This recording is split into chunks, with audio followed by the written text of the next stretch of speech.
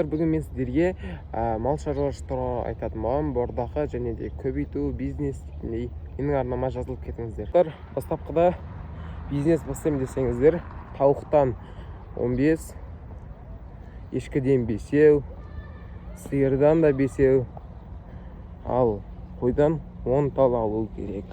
Сол кезде жыл сайын көбейіп отырады. Және де еркектерін сатсаңыздар да болады 3-4 айдан кейін. Бағасын айтатын болсам, бір штугы саулықтардың 50 000 теңге, жуықтаған кезде 10 штугы 500 000 теңге. Ал тауықтардың бағасы бір штугы 3 000 теңге, 15-і 45 000 теңге. Ал ешкілердің бағасы 30 000 мен 45 000 аралығы. Бесеуі 150 000 теңге. Ал сиырлардың бағасы бір штугы, бір басы 300 000 теңге болатын болса, бесеуі 1 500 000 теңге. Ал келесі жылы сіздер жақсы пайдаға кеңелетін болсыздар. Үйлеріңізге пайдасы тиеді, сүт сатып алмайды, айран сатып алмайды. Ешкі сатып алатын болсаңыздар, емдік қасиеті мол. Арнама жазылып кетіңіздер, тіркеліп лайк басып кетіңіздер.